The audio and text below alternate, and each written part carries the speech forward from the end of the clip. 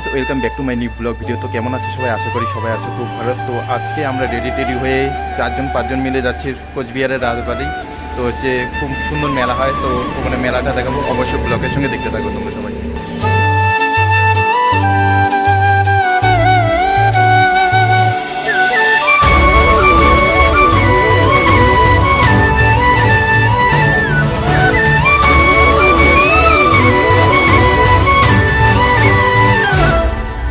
Finally বন্ধুরা, তো আমরা বাস স্ট্যান্ডে নেমে পড়লাম, কোচবিহার বাস স্ট্যান্ডে। দেখতে পাচ্ছি এটা হচ্ছে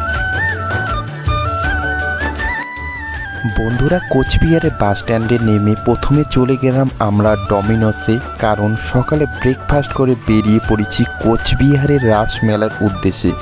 আমরা অর্ডার করলাম পিৎজা একটা করে 99-এর কম্বো প্যাক। পিৎজাটা কম দাম হলেও খুব ভালো ছিল।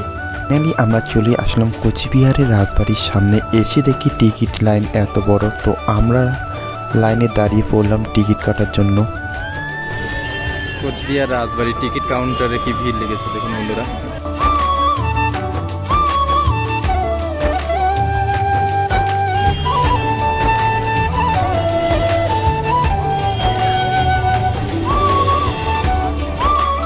রাজবাড়িতে অনেকক্ষণ ঘোরাঘুরি করার পর এখন আমরা যাব রাস মেলাতে।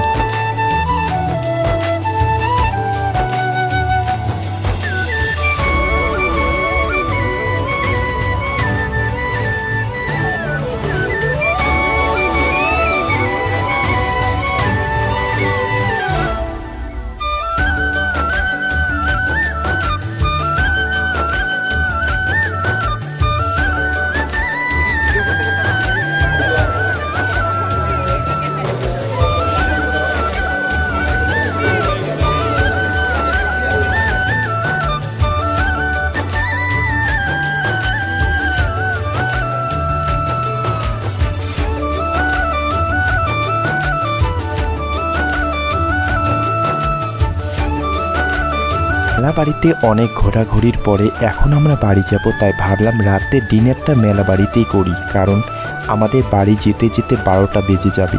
10:30টায় আমাদের লাস্ট বার ছিল। এর জন্য উজ্জ্বলদার ধামাল আড্ডা এক্সপ্রেসে প্রথমটায় এসে পড়লাম, কিন্তু এখানে অতটা খাবার পছন্দ হলো না। এর জন্য দ্বিতীয়টা ধামাল আড্ডা রেস্টুরেন্টে গেলাম বিরিয়ানি খেতে। আমরা এখানে এসে একটা জিনিস আমি ফলো করলাম, তাদের সার্ভিস প্রচণ্ড জঘন্য। কারণ আমরা বিরিয়ানি অর্ডার করেছি, কিন্তু আধা ঘন্টা হয়ে গেল এখনও বিরিয়ানি আসলো না।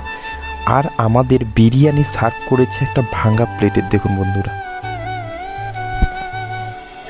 তো বন্ধুরা, এখন বাজে রাত 12টা। তো আমরা কোচবিহার থেকে আসলাম, তো শুনলাম আমাদের এদিকে বলে চিতাবাঘ পার হয়েছে। এর জন্য হাতে একটা পাস নিয়ে রয়েছি। তো বন্ধুরা, এখন বাজে রাত হচ্ছে 12টা। তো আমরা কোচবিহার থেকে আসলাম। তো ব্লগটা কেমন লাগলো তো অবশ্যই কমেন্ট করে জানিও। লাইক শেয়ার কমেন্ট করে পাশে থেকো।